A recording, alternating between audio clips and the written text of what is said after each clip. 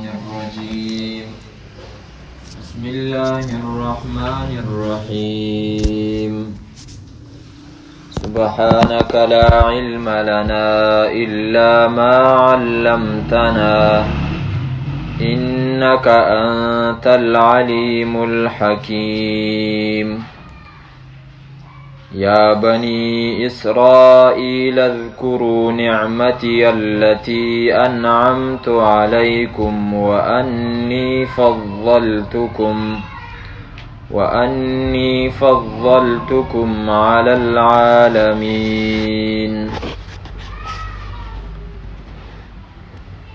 سورة بقرة دو حصے وا دویمه حصہ کی منگ روانو چپاغی کے اللہ تعالی اثبات د رسالت او د پیغمبرۍ د جناب رسول اکرم صلی الله علیه وسلم کولو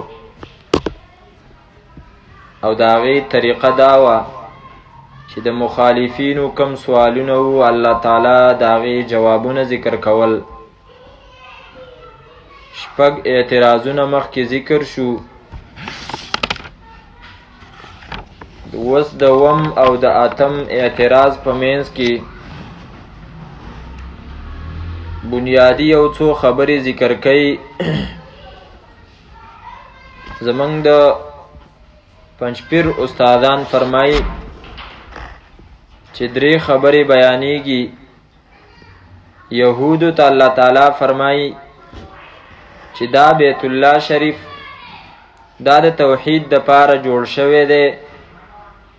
ان بیت الله بنی للتوحید فلم تشرکون فیه، نو تاسو ولې په هغې کې شرک کوئ؟ مشرکینو د مکې ته ویلی کېږي. تاسو ولې په هغې کې بوتان ایښوستي دي؟ دویمه خبره یهودو ته دا بیانېږي چې تاسو دا دعوه کوئ چې موږ اولاد د حضرت ابراهیم یو. نو دغه ابراهیم خو د دې پیغمبر د پاره دعا کړې وه ربنا وبعث فیهم رسولا. نو تاسو دا پیغمبر ولې نه منئ او د ده پیغمبري ولې نه منئ؟ دریمه خبره ان ابراهیم وصى بالتوحید فلم تشرکون بالله.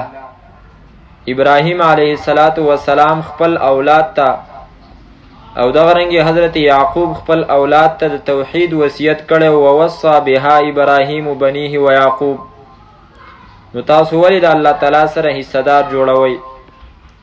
دا بنیادی خبره دا به د اتمې شبهې چې د دویمې سپارې د اول سر نه چې دی نو شروع کیږي، د هغه ځای پورې به دا بنیادی خبرې روانې.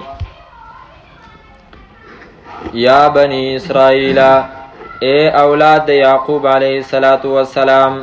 دا آیت مخکې تیر شوی و، چونکې د بنی اسرائیلو چې کوم تذکره او کوم بیان و هغه اختتام ته رسیږي، نو دوباره الله تعالی هغو ته نعمتونه وریادوي او هغې له ترغیب ورکوي چې تاسو دغه نعمتونو ته وګورئ او زما پیغمبر ومنئ.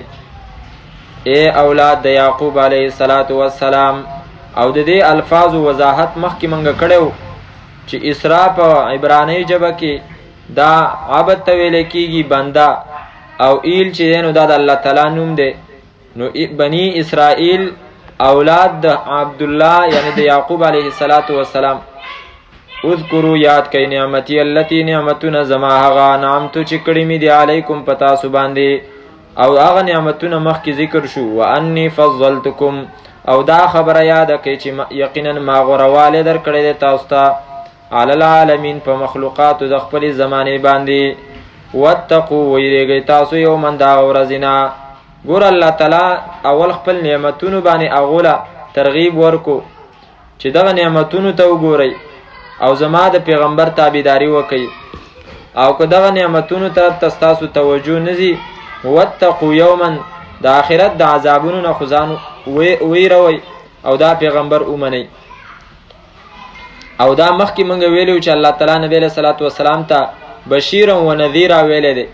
نو دا دواړه صفتونه به کله به چې دی نو د نعمتونو خوشخبری او کله به د عذابونو یرولی.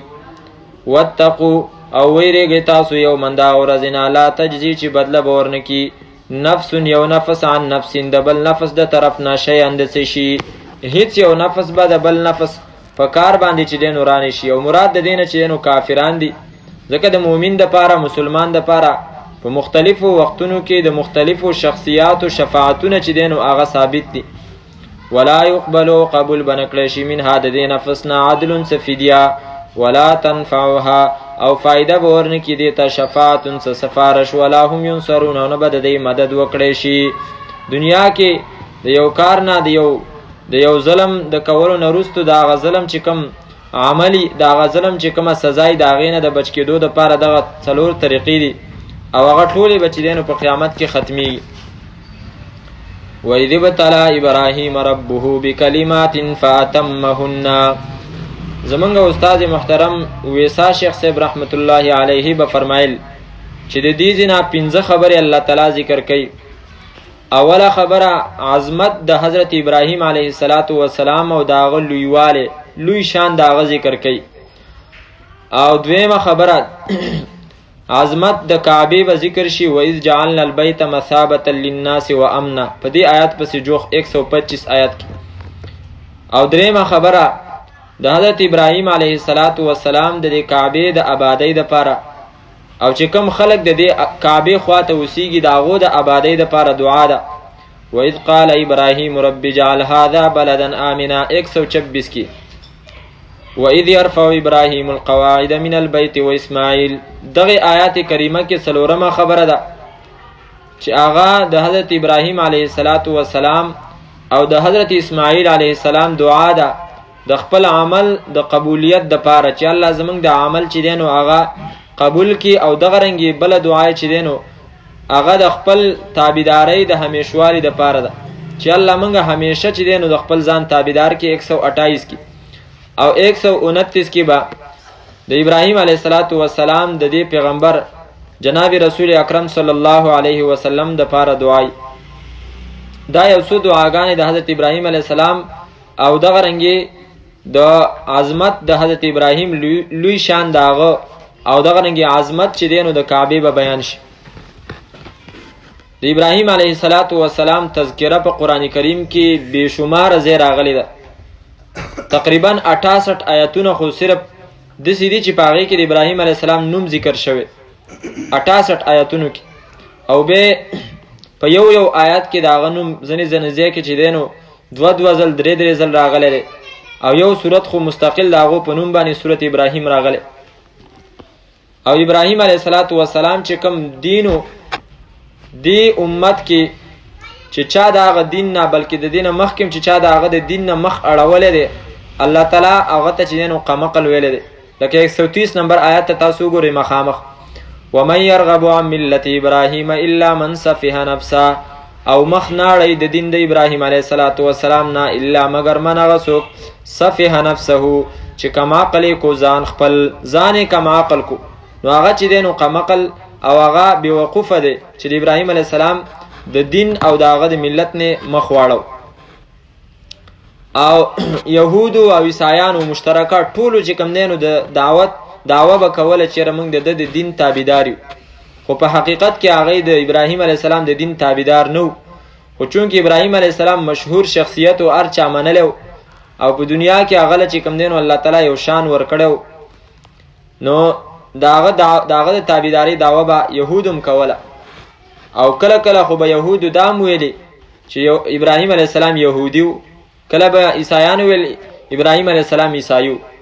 حالانکه په هغو باندې هم الله تعالی رد کړی دی چې نه ابراهیم علیه السلام یهودي و او نه عیسایي و. لکه تاسو راواړوئ 3مه سپاره 53 نمبر صفحه ده او آیات نمبر 65 66 67 دغه رنګې 68. یا اهل الكتاب لم تحاجون فی ابراهیم. اے کتاب والو ولې تاسو جګړې کوئ په باره د ابراهیم علیه السلام کې. دی به ویل چې هغه یهودي و، ان ابراهیم کان یهودیا. عیسایانو به ویل ان ابراهیم کان نصرانیا. الله تعالی فرمایي وما انزلت التوراة والانجیل الا من بعده. حالانکه نه دی رالیږلی شوی تورات او انجیل مگر پس د هغه نه، پس د مرګ د هغه نه. تاسو هغه ته څنګه یهودي ووئ؟ یهودي خو هغه کس ته ویل کېږي چې هغه یهودیت مني، په تورات ایمانی او نصرانی هغه کس ته ویل کیږي چې هغه په انجیل باندې ایمان راوړي، نصرانیت چې دی نو هغه مني. حالانکه دا دواړه دینونه د ابراهیم علیه السلام په اولاد کې راغلي دي. دا خو د حضرت موسی علیه السلام نه چې شروع شوي دي او بیا عیسی علیه السلام نه. نو څنګه چې دی نو تاسو دته حضرت ابراهیم ته یهودي یا عیسائی وایي. او بیا رستو فرمایي ما کان ابراهیم 67 کې ما کان ابراهیم یهودیا ولا نصرانیا، نو ابراهیم علیه السلام یهودی او نه عیسائی، ولکن کان حنیفا، لیکن وو ولاړ په توحید باندې ختمون کې شرک لرا، مسلمان تابعدار، وما کان من المشرکین، او نو هغه د حصدار جوړونکو نه د الله تعالی سره مشرک نو.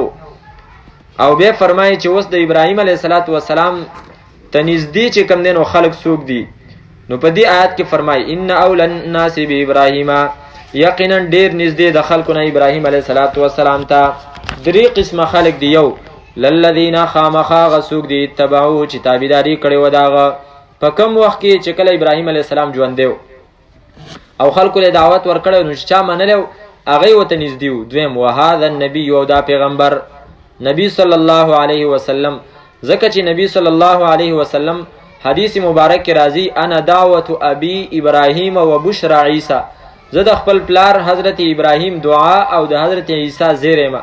ځکه رسته براشي سورۃ الصف کې حضرت عیسی علیه السلام با خلکو ته ویل چې و مبشرا برسول یاتی من بعد اسمه احمد، زه تاسو له دغه پیغمبر زیری در کوم چې هغه به زمانه رسته راځي او دغه به احمد نومي.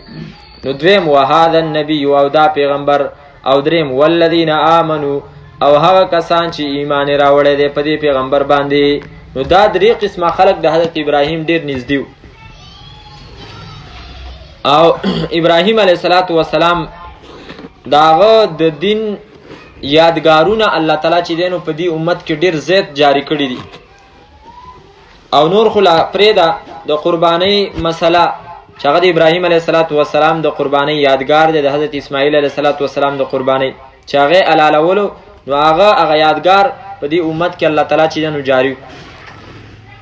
دغه رنګ د حضرت ابراهیم علیه السلام بیبي هغه چې دینو په صفا مروه کې منډې کړې وي، هغه صفا مروه منډې چې دینو په دې امت کې الله تعالی په غریب او په مالدار په هر یو کس باندې چې دینو لازمی کړی دي. دا د هغه د قربانی یادګار دی.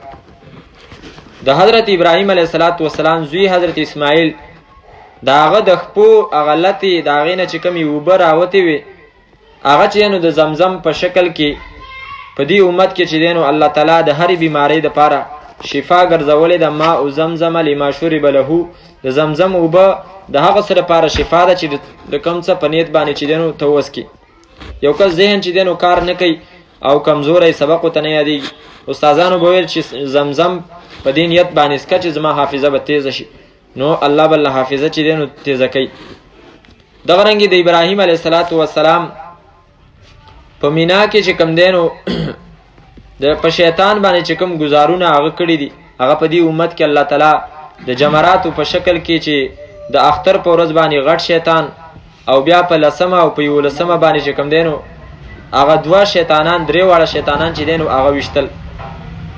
دا هغه یادګارونه د ابراهیم علیه السلام چې الله تعالی په دې امت کې چې دینو هغه جاری کړی دي. ځکه الله تعالی نبی علیه السلام ته فرمایي واتبع ملت ابراهیم، او تابعداري کوه ته د دین د ابراهیم علیه السلام. به هر حال د دې دین الله تعالی عظمت او شان د حضرت ابراهیم ذکر کوي. و اذ ابتلى ابراهیم، او یاد کوي تاسو هغه وخت کله چې امتحان واخستو د ابراهیم علیه السلام نه ربه رب د بکلمات په یو څو حکمونو باندې فاتمهن، پس پوره کړل الله تعالی حضرت ابراهیم علیه السلام دغه حکمونه. ابراهیم علیه السلام نه الله تعالی امتحان واخست. امتحان اخستون کې چې نو سوکو الله تعالی، او امتحان اخسته د حضرت ابراهیم نو سوال دا راځي چې امتحان چې څوک اخلي یا خود دې د پاره چې د چانه امتحان اخلي داغه مقام او شان وته چې دینو معلوم نه. زمونږ استاد محترم به فرمایل ویسا شخص وې د دې مثال د سې دی لکه چې زما په شاګردانو کې یو کس چې دینو داغه لوی شانی خصوص کې نه پیژني، دا به په جواب کې ویل. نو سوال دا دی چې ابراهیم علیه السلام نه الله امتحان واخستو، نو امتحان خو چې خلک اخلي نو هغه د دې دپاره اخلي چې د هغه شان او د هغه شان او مرتبه هغه ته معلومه نه وي نو پته ورته ولګي چې دا سړی چې دی نو څومره اوبو کې دی. نو الله تعالی ته خو د حضرت ابراهیم مقام او مرتبه معلومه وه نو د هغه نه امتحان ولې اخیستو. نو بحر محیط کې مفسر فرمایي چې الله تعالی د ده نه امتحان واخیستو لیس لیعلم احواله، د دې دپاره نه چې د حضرت ابراهیم حالات معلوم شي، ولکن لیعلم العباد احواله، د دې دپاره چې بندګانو ته د هغه حالت چې دی نو ور وپېژني. خلک چې دی نو استاذ به فرمایل چې زما په درس کې یو طالب دی او هغه ته چې دی د هغه مقام لوی دی خو خلکو ته پته نشته دی نو زه د هغه نه امتحان واخلم چې هلکه طالبه پاسه ته د سورت بقرې خلاصه واوره، نو چې هغې واورئ نو خلکو ته د هغه مقام چې دی نو معلوم شي چېرې دا خو تکړه سړی دی او د غټې مرتبې والا دی. نو الله تعالی خلکو ته د ابراهیم علیه السلام هغه شان او مقام ښودو نو د دې وجې نه د هغو نه چې دی نو امتحان واخیستو. نو الله تعالی فرمایي وَإِذِ ابْتَلَاهُ، یاد کې هغه وخت کله چې امتحان واخیستو د ابراهیم علیه السلام نه ربه رب د بکلمات په یو څو حکمونو سره فأتمهن، نو ابراهیم علیه السلام دا حکمونه پوره کړل. اوس دا بکلمات کې چې موږ معنا وکړله یو څو حکمونه، نو دا کم حکمونه چې په هغې سره د ابراهیم علیه السلام امتحان شوی. ځینې خلک د دې په باره کې چې دی نو فرمایي چې دا 30 خبرې وي چې قرآن کریم کې مختلفو ځایونو کې ذکر دي، لکه په سورت توبه کې ذکر دي التائبون العابدون الحامدون، دغه رنګې سورت مومنون په اول سر کې چې دی نو ذکر دي الذین قد افلح المؤمنون الذین هم عن اللغو الذین هم فی صلاتهم خاشعون والذین هم عن اللغو معرضون، او دغه رنګې سورت معارج کې مرازي دغه صفات، په سورت احزاب کې راځي ان المسلمین والمسلمات والمؤمنین والمؤمنات، دا صفات ځینې علماء کرام ذکر کوي. ځینې علماء کرام د دې په تفسیر کې دا ذکر کوي چې کوم 10 خبرې د فطرت وي په هغې سره الله تعالی د ابراهیم علیه السلام امتحان اخیستی و. 10 خبرې د فطرت څه امام ابن کثیر سے فرمایي چې په هغې کې 5 فی الرأس و 5 فی الجسد، 15 هغه وي چې هغه په سر کې وي او 15 په باقي بدن کې وي. لکه مثلا برید چې دی نو هغه واړه کول شو، او دغه رنګې مسواک چې دی نو هغه کول شو، مزمزه خوله انزل شو، او پوزه چې کم دی نو هغه انزل شو، استنشاق پوزې ته اوبه اچول شو، او د سر په منځ کې د خطو په منځ کې چې دی نو هغه سیده کرښه ایستلو و فرق فی الرأس، لکه دا حدیث مبارک کې راځي نبی علیه الصلاة والسلام د خطو چې کوم صفت و هغه دا و چې په منځ کې به چې دی نو هغه سیده کرښه وه، نو یو سیټ ته او بل سیټ ته یا په چپ سیټ باندې په ښي سیټ باندې چې کوم دی نو پښتو کې کرښه ایستل، یا په چپ سیټ باندې پښتو کې چې کوم دی نو کرښه ایستل، او ډېر ته دې سیټ ته راړول او لږ ته دې چپ طرف ته، دا چې دی نو مسنون طریقه نه ده. مسنون طریقه دا ده چې دغه لکیر چې کوم دی نو دا به بلکل سیده او د سر په منځ کې به دغه رنګې د تخرګ او د نامه د لاندې خته صفا کول، او دغه رنګې په اوبو سره چې کوم دی نو وړه استنجا او غټه استنجا دا کول. ځینې علماء کرامو دا خبرې چې دی نو ذکر کړي دي.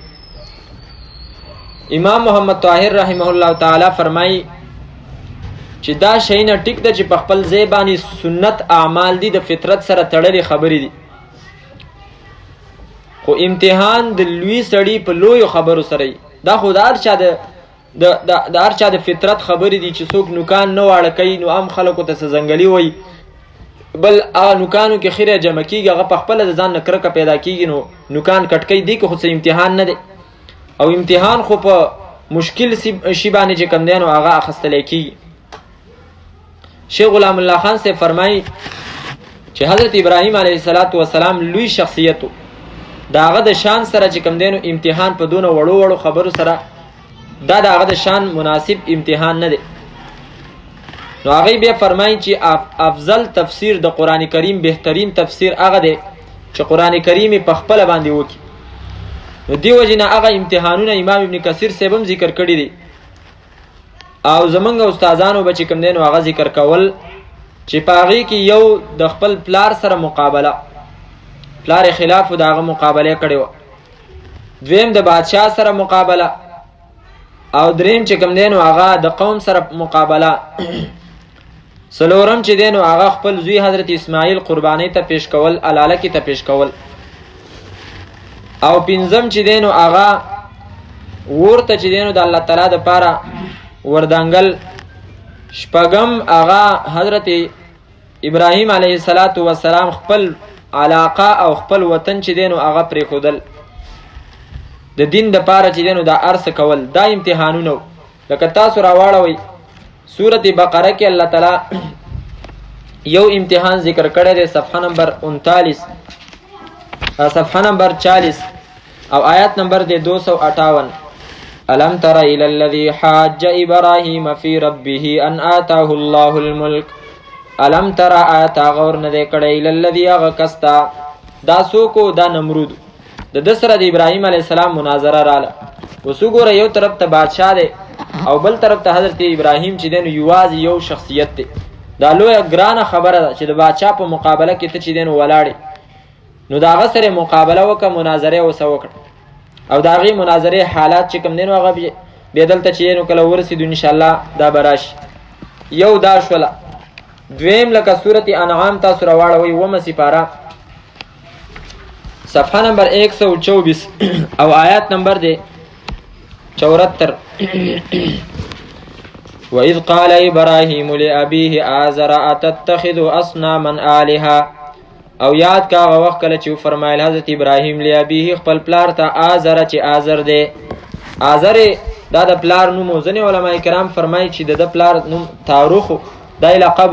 به هر حال دلته به چې نو د مفسرینو ځینې وایي چې دای ترو، خو قرآن کریم هغه ته چې کوم دی نو پلار ویلی دی، نو عام مفسرین فرمایي چې دای پلار دی. آزر خپل پلار آزر ته اتتخذو آیت نیسی اصنامن بوتانو لرا آلهتن په معبود په آلهتن خدایان. ته د هغونه چې دی نو خدایان جوړې.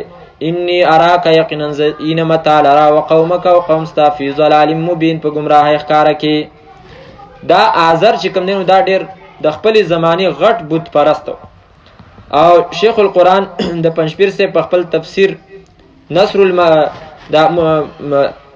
تنویر الجنان کې چې کوم دی نو دا لیکلی دي چې د په کور ته به چې کوم دی نو خلکو نظرانې رالیږلي او کوم وخت کې چې حضرت ابراهیم علیه السلام د اور ته اچو نو هغه وخت کې وایي دا قانونو چې خلکو به جینکۍ چې دی نو په نظرانه کې پیش کولی.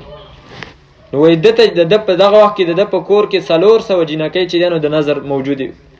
دومره لوی پیرو چې دی نو د هغې زمانې. او د به چې کوم دی نو بادشاه په هغه وخت کې هغه وخته پورې فیصله نه شوه کولی چې څو پورې به د چې کوم دی نو د هغه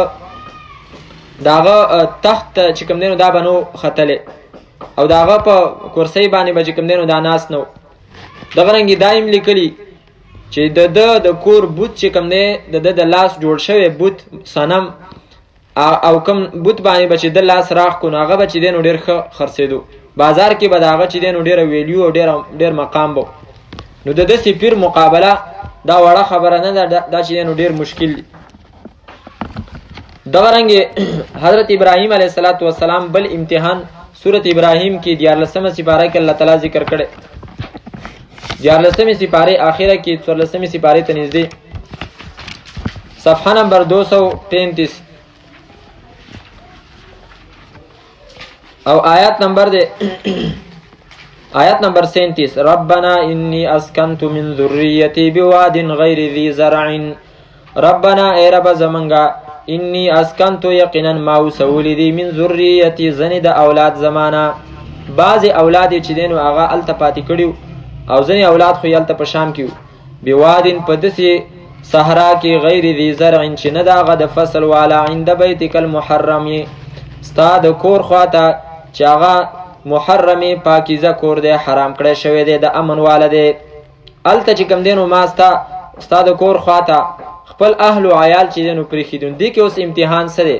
امتحان دا دی چې کله حضرت ابراهیم علیه السلام بیت الله شریف چې کوم دی نو کله چې مکې مکرمې ته رالی نو دلته هغه ته دا حکم وشو چې ته د دې ځای نه چې دی نو روان شه.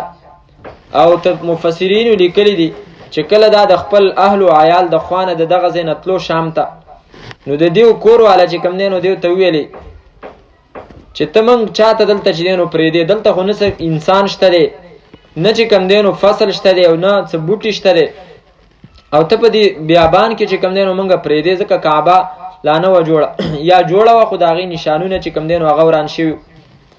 نو ابراهیم علیه السلام شاته به نه کتل، په دریم ځل باندې چې کله د دیو کور والا ده ته آواز وکړو نو دا یې ورسه وویلې الله امرک بهذا، آیا تا ته الله د دې حکم کړی دی چې د خپل اهل و عیال دلته پرېږده؟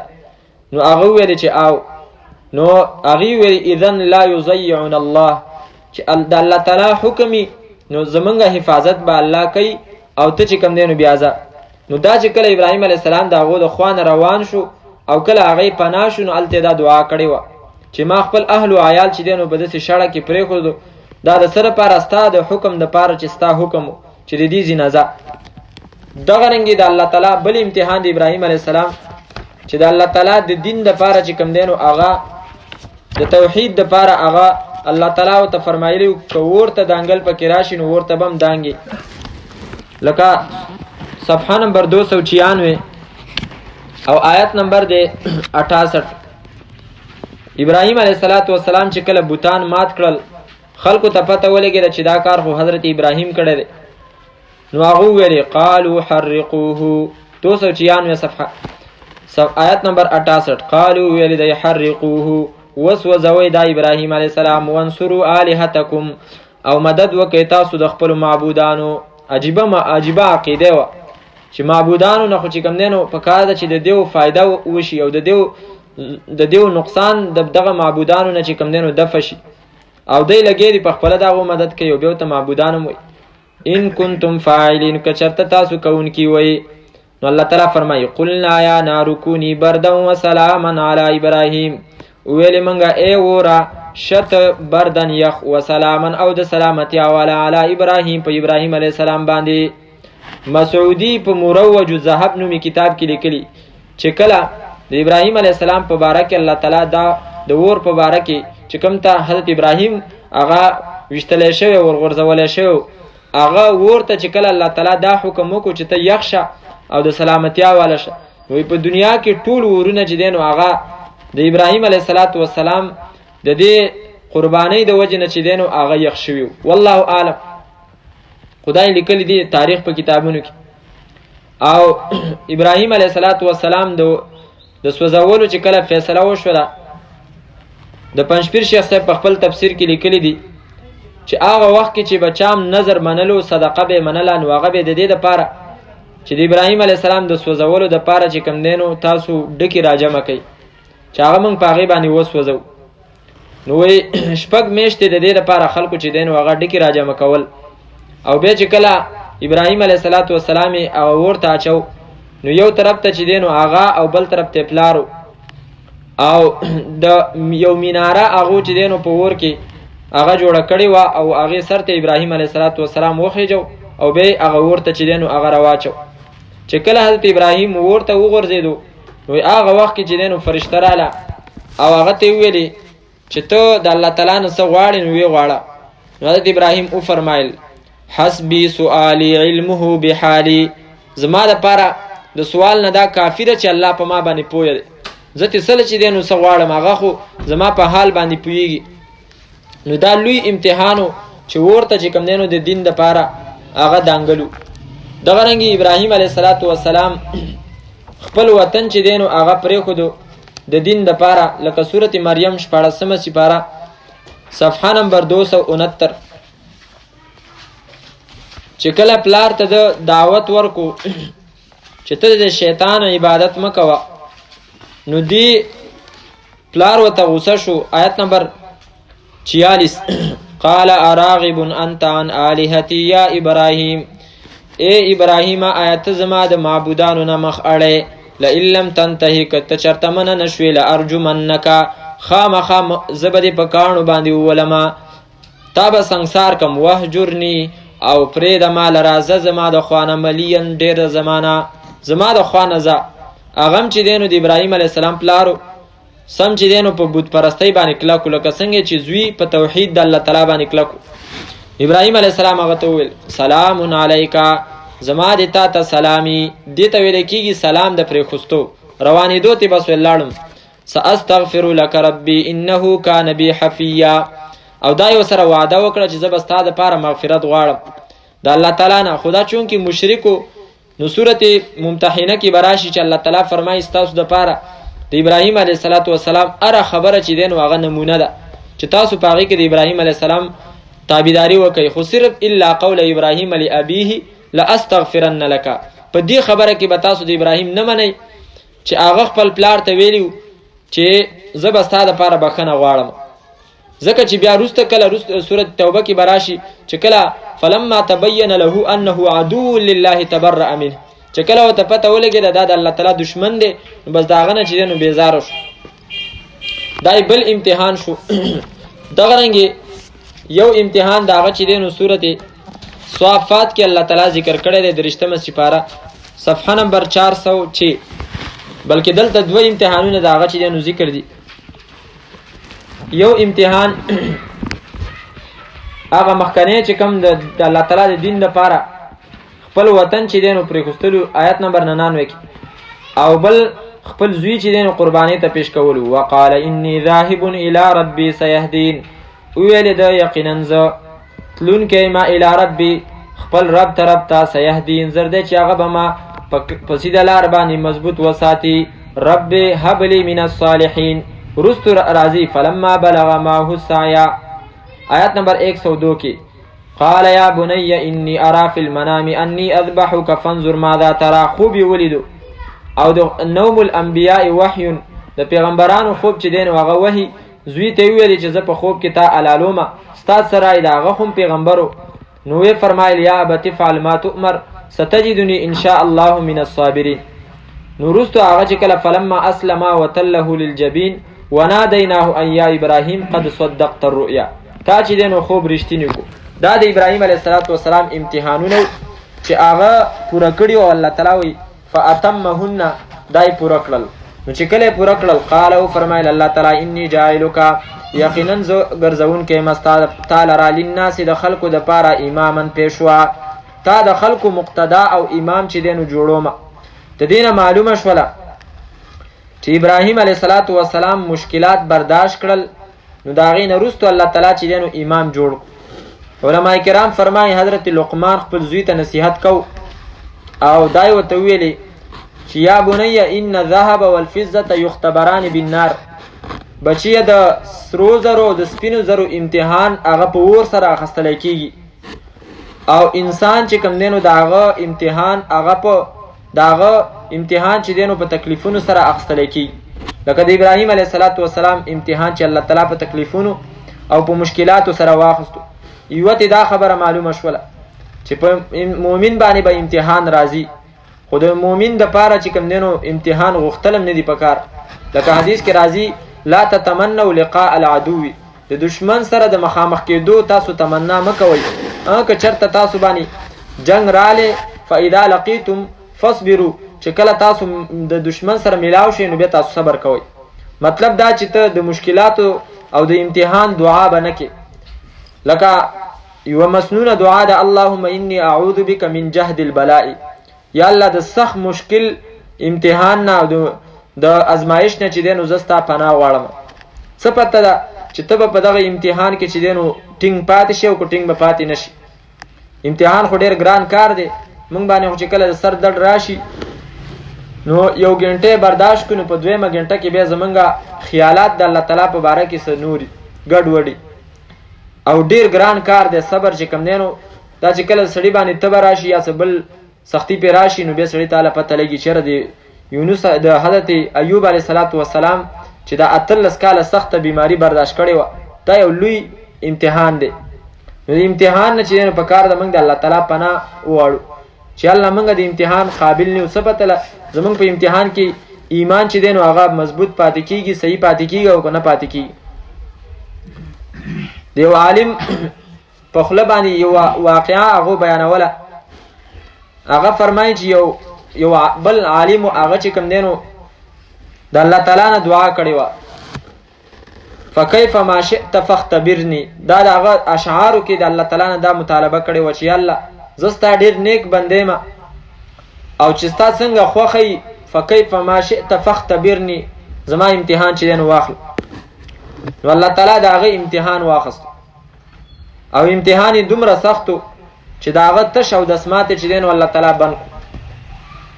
تش صرف دغه معمولی امتحان دی، تش او دسماتې ولا بند کړو. 14 ورځې د هغه تش او دسماتې چې دی نو هغه بند نو هغه په دې کوڅو کې منډې والې نو په بالکل رګونه پړسېدلي وو. بیا الله او دا به پناه به غوښتله د الله تعالی چې الله زمانه غلطي شوې ده او آینده کې زه داسې قسمه سوال نه ستا پناه غواړم. نو چې کله به هغه امتحان ختم شو نو بیا چې دی نو غوزانې راواخیسته او ماشومانو باندې به چې تقسیمول او بیا به دا ویلې چې ادعو لعمکم الضال تاسو د خپل ګمراه تره دپاره چې دی نو دعاګانې غواړئ چې د هغه د خولې نه داسې قسمه خبره راوتې وه. نو امتحان چې دی نو ډېر ګران کار دی او په امتحان کې د ټولو نه سخت چې کوم دی نو هغه انبیاء کرام دي. اشد الناس بلاء الانبیاء ثم الامثل فالامثل چې د ټولو نه سخت امتحان د پیغمبرانو او بیا په هغې پسې هغه چې هغه پسې ورنږدې په دین کې چې دی نو د ایمان کې چې نو څوک مضبوطي د هغوی امتحان به سخت. امتحان د دریو حکمت د امتحان دی چې هغې کې د دریو خبرو د پاره په دریو خبرو کې د یوې خبرې د پاره الله تعالی امتحان اخلي. یا خو چې دی نو الله تعالی د چا امتحان اخلي د هغه درجې چوتوي، لکه د ابراهیم علیه الصلاة والسلام درجات الله تعالی چوت کړ. جاعلک للناس اماما، امام یې جوړ. او کله کله چې دی نو الله تعالی د عذاب د پاره امتحان راولي په خلکو باندې د رسوا کولو د پاره. او دریم دا چې د مؤمن د ګناهونو د معاف کولو د پاره الله تعالی په هغه باندې امتحان راولي، خو په دې شرط باندې چې مؤمن په هغې کې صبر وکړي او ځان الله تعالی ته چې دی نو نږدې کړي او د خولې نه چې دی نو ګډې وډې ونه باسي. خو ما تاسو ته وویلې چې دا ډېر ګرانه خبره ده، د دې وجې نه د امتحان نه پناه چې دی نو هغه پکار ده. خو چې کله څوک امتحان برداشت کړي نو الله تعالی فرمایي انی جاعلک للناس اماما، زه دې د خلکو دپاره بیا امام او پیشوا چې دی نو هغه جوړوم. دغسې آیات په صورت الف لام میم سجده کې هم راغلی دی چې په هغې کې الله تعالی د بني اسرائیلو په باره کې د ځینې خلکو تذکره کړې ده. صفحه نمبر 376 او آیات نمبر دی 24. وجعلنا منهم أئمة يهدون بأمرنا لما صبروا وكانوا بآياتنا يوقنون. وجعلنا منهم او جوړ کړیو موږ د دې بني اسرائیلونه ائمه امامان يهدون بامرنا چې زمونږ په حکم باندې به خلکو ته هدایت کوو، یعنی خلکو ته به د هدایت خبرې کولې. لما صبروا کله موږ امامان کړه، لما صبروا کله چې هغه صبر وکړو، صبر یې وکړو، مشکلات یې برداشت کړه. نو الله تعالی فرمایي ما امامان کړ. په دې کې امام ابن کثیر صاحب هغه د خپل استاد امام ابن تیمیه صاحب قول ذکر کړی چې بالصبر والیقین تنال الامامة فی الدین، په صبر او په یقین سره چې دی نو په دین کې امامتي حاصلېږي. دا کېدلی نه شي چې یو کس دی هغه مشري غواړي او هغه کې د صبر نه، د دین مشري دی غواړي او په هغه کې د صبر نه، هغه دی هغه مشکلات چې دی نو نه برداشت کوي. نه، که هغه په تبلیغ کې ده او که هغه د علم په طلب کې، په دې هر یو کې چې کوم دی نو صبر به کې، مشکلات به برداشت کې، اله بله چې دی نو الله تعالی مقام درکوي. لکه حضرت ابراهیم له چې دی نو مقام دلته ورکو. قال او فرمایل الله تعالی انی جاعلک، یقینا زه جوړونکی یم تا لره للناس د خلکو دپاره اماما پیشوا. قال ومن ذریتی، او فرمایل حضرت ابراهیم علیه السلام ومن ذریتی، او د اولاد زمانه، زما د اولاد نم څوک امامان که. ګوره چې کله پلار چې کوم دی نو هغه په یو عهده او یو مقام باندې نو هغه د زوی دپاره چې کوم دی نو هغه عهده او مقام غواړي. دا خو دا موږ چې کوم دی نو زموږ په دې دور کې چې څوک کرکټي نو د هغه زوی هم چې دی نو کرکټي، دا پلانکی دی نو دا د هغه زوی دی، پلار یې چې کوم دی نو دونه رنځونه جوړ کړي نو زوی هم چې کوم دی نو دونه په هغې کې چې دی نو مخکې دی. ولې هغه ته چې دی نو دقه چې دی نو عزت ښکاري او په هغې کې چې دی نو هغه ته لوی مقام ښکاري. ابراهیم علیه السلام ته په دې کې لوی شان ښکاره کېدو چې یا الله زما اولادم چې دی نو امامان که. او د مؤمن به شان دی چې هغه به د خپل رور دپاره مسلمان رور دپاره به چې کوم دی نو هغه شی ښه شی غوره کوي چې کوم یې د ځان دپاره غوره کوي. حدیث مبارک کې راځي لا یؤمن احدکم حتی یحب لاخیه ما یحب لنفسه. په تاسو کې د چا ایمان د هغه وخته پورې نشي کامل کېدی چې هغه د بل مؤمن دپاره هغه شی خوښ نه کړي چې کوم شی د ځان دپاره چې دی نو خوښوي. نو د ښېګړه چې کوم دی نو هغه د مؤمن دپاره خوښول. او امام ابن تیمیه صاحب فرمایي د احادیثو خلاصه ټول احادیث د نبی علیه الصلاة والسلام هغه د هغې نه ټول علماو را نقل کړی دی او هغې را ایستلی دی. نو هغې کې یو څو احادیث را دغه کړي را نه جوړ کړي دي د هغې. یو په هغې کې چې دی نو دا دی چې اسلام د یو بنده اسلام هغه وخته پورې چې دی نو نشي ښایسته کېدلی من حسن اسلام المرء ترکه ما لا یعنیه چې بې فایدې شیونه چې دی نو هغه پرېنږدي. بې فایدې شیونه چې کله هغه نه یې پرېښي نو هغه له چې دی نو مقام د هغه اسلام چې دی نو هغه ترقي نشي کولی او نشي ښایسته کېدلی. او دا تجربه ده تاسو یې وکئ چې کله یو کس بې فایدې شیونه پرېږدي که هغه کرکټ دی او که هغه هر یو شی دی که هغه ارتغل دی او که هغه هر شی دی خو چې هغه د ذکر نه چې دی نو انسان اړی نو الله تعالی هغه له چې دی نو په نیکو اعمالو کې ترقي ورکوي. هغه اعمال به چې دی نو په ځای باندې نه ودرېږي هغه به ترقي کوي. تلاوت ته به توجه راځي. او چې کوم یو کس د هغه الله تعالی هغه له د قرآن کریم په شان ته نعمت ورکړی حافظ هغه کرکټ ته ضرورت څه دی او هغه چې دی نو د فضول شیونو ته ضرورت څه دی بس هغه دپاره بیا موبایل هم نعمت دی چې یو آیات راواړه او په هغې باندې د خدای بلا علماو چې دی نو بیانونه کړي دي هغه بیانونه اوره. دا ستا دپاره چې کوم دی نو هر څه دي. علما کرام فرمایي چېرې موږ به دا سوچ کولو چېرې یو عالم چې دی نو هغه د شپې ودرېدو او هغه ټوله شپه په قیام کې تېره کړه موږ به حیرانېدو. په دې به حیرانېدو چېرې یو کس د شپې چې دی نو په سجده باندې الله تعالی ته پرېوتو او ټوله شپه هغه په سجده کې تېره کړه. خو چې کله دا فیسبوک او دا شیونه راوتي دي نو موږ ته چې دی نو پته ولګېده چېرې دا خو واقع داسې کېږي. ځکه د فیسبوک والا به چې کوم دی نو د خوب ټیم به د هغه د روټین مطابق شروع او دا به لګوي په فیسبوک کې به ګوتې وایي او چې کله په موبایل کې چارج نه نو بورډ خواته به ودرېږي په یو وخت به ورته ولاړ یو وخت پې ستړي شي په بله باندې به ودرېږي. خو چې نو هغه به نه خوب ورځي او نه به چې نو ستړی کېږي. دا ولې ځکه چې دا شوق خبره ده. نو دغه شیونه چې کله انسان پرېږدي نو دا مقام به سړي ته حاصلېږي چې په عباداتو کې د هغه ترقي راځي. قال ومن ذریتی حضرت عثمان رضی الله تعالی عنہ صلح حدیبیه کې چې کله د مشرکینو خواله تللی او د خبرې دپاره نو الله تعالی د نبی علیه صلات وسلام ته آیتونه راولېږل او د هغې نه مخکې صحابه د نبی علیه صلات وسلام سره بیعت وکړو او هغه بیعت باندې آیت راغلی لقد رضی الله عن المؤمنین اذ یبایعونک تحت الشجر چې الله د هغه مؤمنانو نه راضي دی چې کم د بوټي د لاندې ستا سره چې دی نو بیعت کوو. نو صحابه ارمان وکړو چې کاش زموږ سره عثمان وی رضی الله تعالی عنه نو هغه به هم چې دی نو په دې بیعت کې راغلی وی. نو نبی علیه صلات وسلام چې ښه ستاسو دا ارمان دی نو دا ښې لاس یې راواخیستو ویل هذا لعثمان دا بیعت د عثمان دپاره شو. وګوره مؤمنان د یو بل دپاره چې دی نو هغو به خیر لټو. ځکه خو چې کوم دی نو هغو په باره کې الله تعالی فرمایي رحماء بینهم په خپل منځ کې چې دی نو هغې رحمدله دي او په دشمن باندې چې دی نو هغې سخت. قال لا ینال عهد الظالمین وفرمایل الله تعالی نه رسیږي لو زما د امامتۍ الظالمین ظالمانو ته. یعنی ستا په اولاد کې به ځینې داسې چې هغه به ظالمانی. ځکه چې د پیغمبر اولاد لازمه خو نه ده چې هغه به خامخا چې کوم دی نو صحیح هغه به نیکانی. لکه تاسو دغه راواړوئ سورت صافات هم چې اوس راړولی صفحه نمبر 406 په هغې کې الله تعالی فرمایي او آیت نمبر دی 113 وبارکنا علیه وعلی اسحاق او موږ برکت اچولی په دې اسماعیل علیه الصلاة والسلام کې او په اسحاق علیه الصلاة والسلام کې ومن ذریتهما او د اولاد د دی نه محسن نیکان دي وظالم لنفسه او ځینې ظلم کوونکي دي په خپل ځان باندې مبین ښکاره ظلم کوي په خپل ځان باندې چې شرک کوي. نو دلته الله تعالی وی د دیو د اولاد نه ځنې نیکان دي او ځنې چې دي نو ظالمان دي. نو د پیغمبر په اولاد کې به ظالمان هم راځي. نو الله تعالی فرمایي لا ینال عهد الظالمین چې زما دا لوز د امامتۍ دا ظالمان نشي حاصلولی.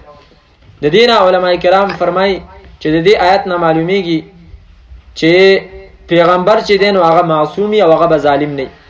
ولی الله تعالی فرمایي چې لوز د امامت هغه چې دی نو هغه ظالمانو ته نه رسیږي. نو پیغمبر چې دی نو هغه به معصومي د ګناهونو نه. دویمه خبره د حضرت ابراهیم علیه السلام د مقام او عظمت د کعبه هغه په دې آیت کې ذکر کوي. و اذ جعلنا البيت مثابة للناس وامنا او یاد کا هغه وخت کله چې وګرځو موږ بیت الله شریف مثابة زید واپس کېدلو للناس د پاره د خلکو و امنا او امن وګرځو موږ دا امن. مثابة د دې دوه معناګانې علما کرام ذکر کوي. یو مثابة ظرف په معنا باندې زید ثواب. نو حرم شریف هغه د ثواب زیاده په نورو ځایونو کې مونږ چې دین او هغه دومره ثواب نه لري لکه څنګه چې په بیت الله شریف کې یو په 1 لاک باندې چې دین او هغه الله تعالی غوړه ور کوي. نو ثواب پاغي کې چې دین او سیوا شو زید ثواب د پاره د خلکو. دویمه معنا د صاب یسوبنا په معنا د راتللو راګرځیدلو باندې علما کرام فرمایي چې بیت الله شریف الله تعالی زید راګرځیدلو جوړ کړی دی. څه مطلب زید راګرځیدلو جوړ کړی دی؟ فرمایي وما من منصرف ينصرف الا وهو يرى انه لم يقضي وتره. چې کوم یو قسم د بیت الله شریف ته ځي عبادتونه کوي او به د هغه نه واپس راځي نو دا هر یو په دې باندې هغه دا یقیني شره زما چې کوم ارمانو هغه می پوره نه او يرجعون ويأتون بیت الله شریف ته ځي او بیا ته واپس کیږي. خو چې څوک هم واپس کیږي نو داغه د ارمانی چیرې زه واپس راشم زمنګ نه بيد الله وبخي داغه د خلینو ما اوریدلی چې کله حج وکړو ناغه چیرې دا خو زما اولنې ځل نه دی ما خو ډیر ځل چې کوم دینو د الله نه دا غوښتلی دي چې الله ما بار بار راولي. الله تعالی داغه درجات اوچت کی او الله تعالی داغه هغه تمنا چې کومه کړي و هغه د الله تعالی عملی شکل کې ورکی چې د ثواب د طواف او د غرنګ عبادت ثوابونه هغه ترسي. نو مثابة للناس زید واپس کېدلو او د خلق بزی او د غرنګي خپل عبادتونه بکې خو به بم چې دینو داغو ارمان نه پوره کی. و اذ جعلنا البيت مثابة للناس وامنا او زید امن. نو ګوره بیت الله شریف چې دینو هغه زید امن دی ځکه چې آس پاس غیر چاپیره خلق بچ دینو هغه لوټ کېدل. خو بیت الله شریف کې بچ کم دینو من دخله کان امنا څوک بچ داخل شو نو هغه په امر کېو هغه ته بچ کم دینو چا څه نه ویلي حتی دا د پلار قاتل به سيوزه ګرځېدو تواب به کو خو هغه ته بچ کم دینو چا څه نشو ویلي.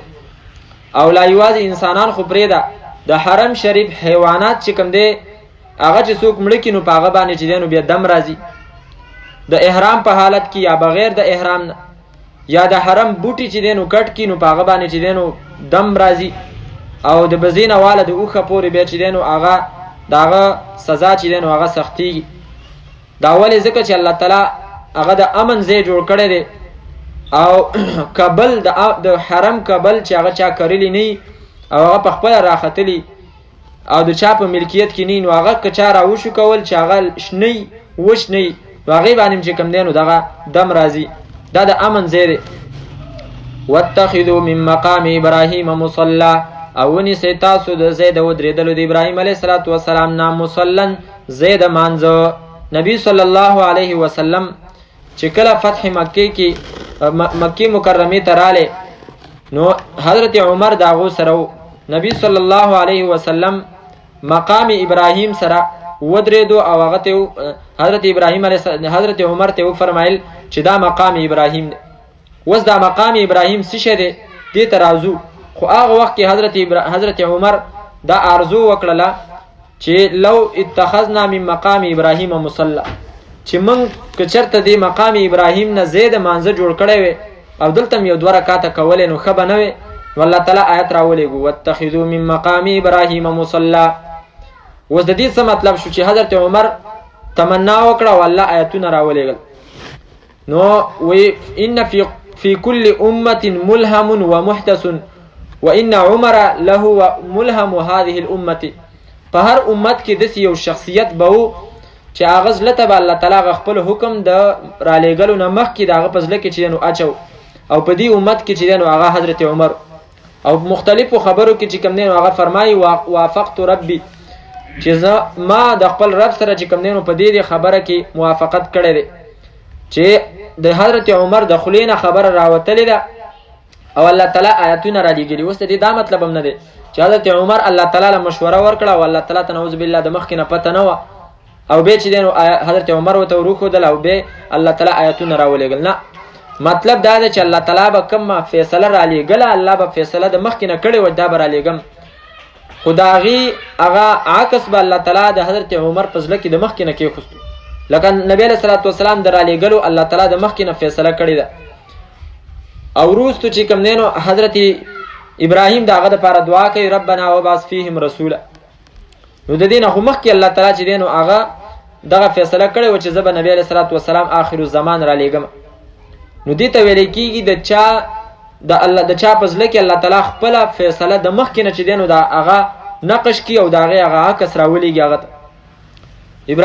ابراهیم عمر رضی الله عنه فرمایي چې هر قسمه خلک به راتلل د نبی علیه صلات وسلام کور ته، نو ما نبی علیه صلات وسلام ته عرض وکړو چې انک یدخل علیک البر والفاجر، نیک هم راځي او بد هم راځي، خپل اهل و عیال ته که چېرته ته حکم وکړي چې پرده کوئ، نو هغه وخت کې د پردې حکم نه و راغلی، نو بیا چې دی نو د پردې حکم رالی.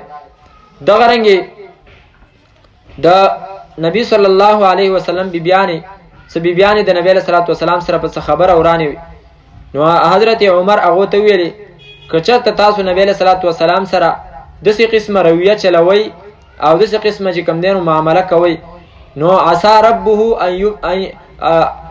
ان یبدله ازواجا خیرا منکن، دا نږدې ده چې الله تعالی ستاسو په ځای باندې خپل پیغمبر له ستاسو نه ښې بیبیانې چې دی نو ورکړي. نو صورت تحریم کې دغه آیتونه بیا راغلل. نو دلته چې دی نو دا آیت د حضرت عمر رضی الله تعالی عنه په زړه کې الله تعالی د مخکې نه چې دی نو واچو، دې ته ویلی کېږي ملهم د دې امت. اوس دا مقام ابراهیم هغه ګټه ده تاسو ته پته ده چې حضرت اسماعیل علیه صلات وسلام او حضرت ابراهیم چې کله بیت الله شریف جوړوو نو په دې کاڼي باندې به چې دی نو ولاړو، حضرت ابراهیم په دې کاڼي باندې ولاړو او د لیفټ په شکل کې دا به چې دی نو ښکته او بره تلله، کوم ځای کې به چې ضرورت و هلته به چې کوم دی نو دا غځېدله. او د حضرت ابراهیم د خپو چاپونه هغه اوس هم په دې باندې په دغې ګټې باندې شته دی. نو نبی علیه صلات وسلام ته دا حکم وشو چې تاسو د دې ځای نه ځای د مانځه جوړ کړئ. نو ځای د مانځه څه مطلب دا چې ته کله لاړې الله دې موږ ټول چې دی نو په ادب او په احترام سره بوځي حرم شریف ته، چې دوه طواف قدوم تا وکړو. طواف قدوم مطلب یو کس راشي نو هغه هلته اول طواف کوي، دې ته طواف قدوم وایي. د دې نه پس چې کوم دی بلکې د هر طواف نه وروستو 2 رکعاته به چې کوم دی نو ته کې مقام ابراهیم سره، او دا چې دی نو واجب دی. او علماء کرام فرمایي چې مقام ابراهیم سره خاص کول چې دی نو هغه لازم نه دی، بلکې ټول حرم چې کوم دی نو هغه اوس هغه دغه دی دا مقام ابراهیم په شان ته په هغې کې دا 2 رکعاته کولی شي. بلکې زمونږ علماء کرام امام کرخي صاحب فرمایي چې د حرم نه بار هم چې دی نو کولی شي. نو دلته الله تعالی فرمایي واتخذوا من مقام ابراهیم، او ونیسئ تاسو د ځای د ودرېدلو د ابراهیم علیه صلات وسلام نه مصلا ځای د مانځه، واحدنا حکم وکړو موږ الی ابراهیم علیه صلات وسلام ته و اسماعیل او اسماعیل علیه صلات وسلام ته ان طهره، دا چې تاسو دواړه پاک کوئ بیتي کور زما للطائفین دپاره طواف کوونکو، والعاکفین او دپاره د اعتکاف کوونکو، والرکع السجود او دپاره د رکوع کوونکو سجده کوونکو. ابراهیم علیه صلات وسلام ته الله تعالی حکم وکړو سره د زوی چې تاسو به زما د کور چې دی نو پاکي کوئ، صفایي به کوئ. اوس د بیت الله شریف دا صفایي څنګه وه؟ صفایي په 2 قسمه باندې ده. یو صفایي دا ده چې د هر قسمه ګندونو نه ظاهري چې کوم ګند دی خیرې دی د هغې نه چې دی نو بیت الله شریف پاک. او دویمه ګندګي هغه ګندګي د بوتانو ده. فاجتنبوا الرجس من الاوثان واجتنبوا قول الزور، تاسو ځان بچ کړئ دا الرجس دا ګندګۍ نه من الاوثان چې هغه بوتان دي. نو الله تعالی حکم وکړو چې د دې ګندګۍ نه چې دی ګندګۍ نه زما کور چې دی نو هغه پاک.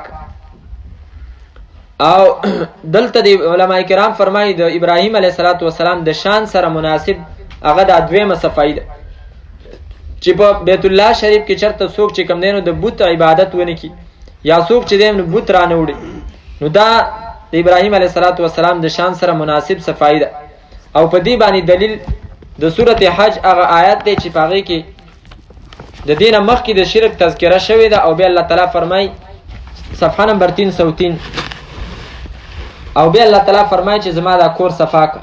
آیت نمبر 26 وَإِذْ بَوَّأْنَا لِإِبْرَاهِيمَ مَكَانَ الْبَيْتِ أَلَّا تُشْرِكْ بِي شَيْئًا او یاد کړه هغه وخت کله چې ورکو مونږه ابراهیم علیه السلام ته مکان البیت زید بیت الله شریف مکان البیت زید بیت الله شریف چې کوم دی نو هغه مونږ دته ورکو.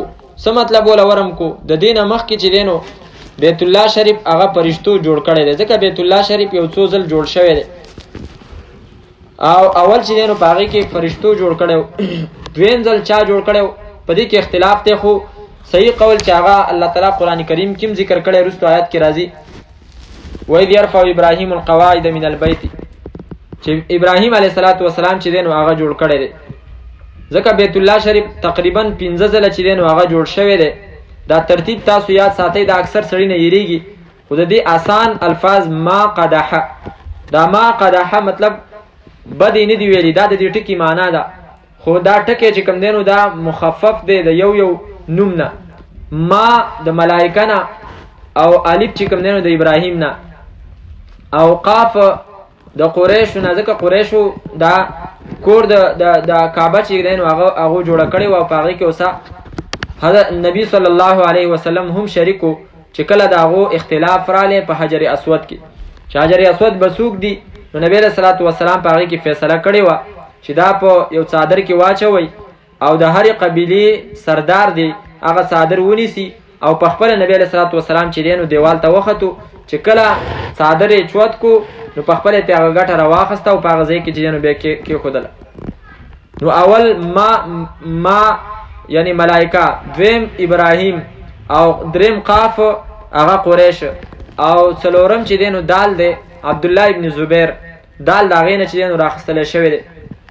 عبدالله ابن زبیر رضی الله تعالی عنه بیت الله شریف چې دی نو وران کړی او بیا جوړ کو او دای د نبی صلی الله علیه وسلم د ارمان د پوره کولو دپاره چې دی نو دوباره جوړ کو ځکه د نبی صلی الله علیه وسلم دا ارمانو چې قریشو کم حتیم د کعبې نه بار ته ایستلی دی نو زما دا زړه غواړي چې دا پکې واپس را دننه کم خو حضرت عایشې ته فرمایل لولا حدیث قومک لولا حدیث عهد قومک بالشرک که چرته ستا دا قوم تازه د شرک نه وی راوته نو ما به چې کوم دی بیت الله شریف وران کړی وی او دا هغه حصه به چې دی نو ما په کعبې کې دننه راوستی وی.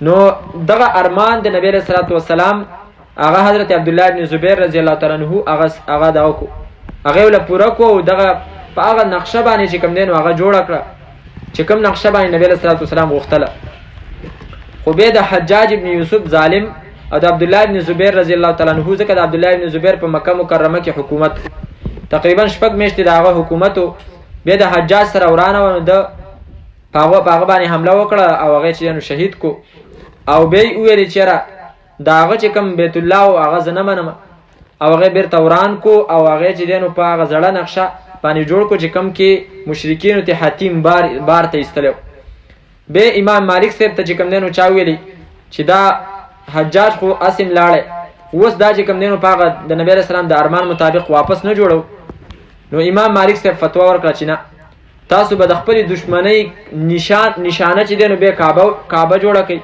سبا به بل څوک چې کوم دی نو هغه راځي نو هغه به بیا ورانوي او بیا به وایي چې یاره زموږ د نبی علیه صلات وسلام د زمانې هغه کعبه په کار ده. دغه وجه ده چې دا د سعودي والا د نبی علیه صلات وسلام په روضې باندې چې کوم ګنبد جوړ دی هغه نه ورانوي ورنه د نبی علیه صلات وسلام خپل فرمان دی لا تتخذو لا تبنو علی القبور تاسو په قبرونو باندې آبادی مه کوئ. دا خو ترکی والا چې هلته هغه بدعات ډېر زیات دي نو هغو چې کوم دی نو دا جوړه کړې وه او د هغې د هغه چې کومه معاهده شوې وه د هغې مطابق هغه ده. ولنه دا چې دی نو حضرت علی رضی الله تعالی عنه نبی علیه صلات وسلام په دې باندې کمانډر جوړ کړی چې ته خصوصا د دې کار دپاره لاړ شه چې کوم قبر د ځمکې نه چوتي نو هغه ته ورانوه او هغه د ځمکې څخه چې دی نو برابروه یا یو لوی شي چې دی نو اوچت پرېږده او دغه رنګې کومه آبادي چې ته په قبرونو باندې وینې نو هغه آبادي چې دی نو هغه غورځوه. نو به هر حال الله تعالی فرمای منګه حضرت ابراهیم ته چې دی نو زه د بیت الله شریف هغه وروښودو او دا مته ویلې الله تشرک بی شیئا دا چې ته به حصهدار نه جوړې بي زما سره شیئا څه شی. ګوره خبره د شرک وشوه. بیا فرمایي وطهر بیتیا او پاک کته کور زما للطائفین د پاره د طواف کوونکو والقائمین او د پاره د قیام کوونکو والرکع سجود او د پاره د رکوع کوونکو سجده کوونکو. نو دلته د طائفین خو ښکارا خلک دی چې څوک طواف کوي او عاکفین نه مراد هغه خلک دی چې هغه په بیت الله شریف کې کو هغه به اعتکاف کوي او کو اعتکاف نه کوي اسی ناس ته هغه معتکف دی ځکه چې کله جمعه ته سړی نوځي په کار د چې دا نیت وکړي چې نویت سنت الاعتکاف ما دمت فی هذا المسجد څو پورې چې زه دې جمعات کې ما به زما د اعتکاف چې دی نو نیت دی او په هغې کې به بیا دته چې دی نو ثواب میلاویږي. امام ابن کثیر صاحب تفسیر کې لیکلی دی یو عالم لیث نومې و هغه عبدالله ابن عمر ابن عمر دا یو کس و عالم هغه ته ویلي چې زما اراده ده چې زه د مکې د امیر خواله ورځم او دته وایم دا خلک په دې مسجد حرام کې وده کېږي دا تې وباسه. نو هغه ورته وویلې نه داسې چل مه کوه ځکه چې الله تعالی فرمایي والعاکفین نو دا عاکفین نه مراد هغه خلک دی که نه چې څوک په مسجد حرام کې او ناست دي. او الله تعالی ابراهیم علیه السلام او اسماعیل علیه السلام ته فرمایلی چې تاسو د دې چې کوم دی نو صفایي کوئ او د شرک نه چې کوم دی نو دا بیت الله شریف تاسو پاکوئ. خو د دې دا مطلب نه دی چې د جومات ظاهري صفایي چې کوم دی نو د هغې څه مقام نشته دی نه د هغې لوی مقام دی. او یو کس د نبی علیه السلام د زمانې چې هغه به د مسجد نبوي صفایي کوله کله مړو نبی علیه السلام د شپې صحابه و هغه دفن کړی و سهار نبی علیه السلام تپوس وکړو څه شو ویل هغه خو فات شوی دی. نو نبی علیه السلام وفرمایل افلا اذنتموني تاسو زه ولې نه خبرومه او بیا لاړی نبی علیه السلام او د هغه په قبر باندې چې دی نو هغه نبی علیه السلام جنازه وکړه. نو دا د هغه مقام و چې پیغمبر وله چې دی نو شفاعت د الله تعالی نه وغوښتو. نو د جومات صفایي د هغې چې کوم دی نو لوی مقام دی او دا د مؤمن کار دی. انما یامر مساجد الله من آمن بالله مشرک سړی چې کوم دی نو هغه د جومات صفایي نشي کوی او که وی کړي نو هغه حقیقي ګن هغه وله راوړو چې هغه شرک دی که د ظاهري ګن نه چې دی نو صفا کو نو دا به دواړه هله کېږي چې د جومات صفایي ظاهري اعتبار سم او باطني اعتبار سره د شرک او د بدعاتو او د دې شیونو نه چې دی نو جومات صفا شي. ان طهر بیتي للطائفین دا چې پاک کوي تاسو دواړه کور زما للطائفین د پاره د طواف کوونکو والعاکفین او د پاره د اعتکاف کوونکو والرکع سجود او د پاره د رکوع کوونکو سجده کوونکو. ټیم ډېر ولګېد ما خو اراده و رکوع ته به ورسم. یا بني اسرائیل ای اولاد د یعقوب علیه السلام اذکروا یاد کوئ نعمتي التي نعمت زما هغه انعمتو چې کړی مې د علیکم په تاسو باندې وانی او دا خبره یاد کړئ چې یقینا ما فضلتکم غوروالی درکړی د تاسو ته علی العالمین په مخلوقاتو د خپلې زمانې باندې واتقو او ویرېږئ تاسو یوما د هغه ورځې نه لا تجزي چې بدله به ورنه کړی شي نفس یو نفس عن نفس د بل نفس نه شیئا د څه شي ولا یقبلو او قبول به نه کړی شي منها د هغې نه عدل څه فدیه ولا تنفعها او فایده به ورنه کړي دې نفس ته شفاعت څه سفارش ولا هم ینصرون او نه به د دوی مدد وکړی شي. وإذ ابتلى او یاد کړه هغه وخت کله چې امتحان واخیستو ابراهیم د ابراهیم علیه السلام نه ربه رب د بکلمات په یو څو حکمونو سره فاتمهن پس پوره کړل ابراهیم علیه السلام دغه حکمونه. قال نو فرمایل الله تعالی انی جاعلک یقینا ز جوړونکی متا لرا للناس د خلکو د پاره اماما پیشوا. قال او فرمایل حضرت ابراهیم من ذریتی او زما د اولاد نه هم یعنی څوک جوړ که چې هغه امامانی. قال او فرمایل الله تعالی لا ینالو نشي حاصلولی عهدی لو زما نرسیږي عهدی لو زما الظالمین ظالمانو ته لا ینالو نرسیږي عهدی لوز د امامتۍ زما الظالمین ظالمانو ته. وإذ جعلنا البیت او یاد کړه هغه وخت کله چې وګرځو الله تعالی بیت الله شریف مثابتا زید ثواب د خلکو د پاره یا دویمه معنا مثابتا زید واپسی للناس د خلکو د پاره وامنا او امن واتخذوا او ونسی تاسو من مقام ابراهیم د زید ودرېدلو د ابراهیم علیه السلام نه مصلن زید مانځه واحدنا او حکم وکړو موږ الی ابراهیم علیه السلام ته و اسماعیل او اسماعیل علیه السلام ته ان طهره دا چې پاک کوي تاسو دواړه بیت یا کور زما للطائفین د پاره د طواف کوونکو والعاکفین او د پاره د اعتکاف کوونکو والرکع السجود او د پاره د رکوع کوونکو سجده کوونکو. الحمد لله رب العالمين والعاقبة للمتقين والصلاة والسلام على نبينا محمد وآله وصحبه أجمعين. ربنا آتنا في الدنيا حسنة وفي الآخرة حسنة وقنا عذاب النار. ربنا اغفر لنا ذنوبنا وكفر عنا سيئاتنا وتوفنا مع الأبرار. اللهم إنا نعوذ بك من جهد البلاء ودرك الشقاء وسوء القضاء وشماتة الأعداء. اللهم أصلح ذات بيننا واهدنا سبل السلام ونجنا من الظلمات إلى النور. اللهم إنا نسألك فجاءة الخير ونعوذ بك من فجاءة الشر. اللهم إنا نسألك فجاءة الخير وأعوذ بك من فجاءة الشر. اللهم أجرنا من خزي الدنيا وعذاب الآخرة. اللهم أجرنا من خزي الدنيا وعذاب الآخرة. ربنا تقبل منا إنك أنت السميع العليم وتب علينا إنك أنت التواب الرحيم. وصلى الله تعالى على خير خلقه محمد وآله وصحبه أجمعين برحمتك يا أرحم الراحمين. حاجی صاحب د زمونږ د مدرسې په باره کې دا اراده ده لنډه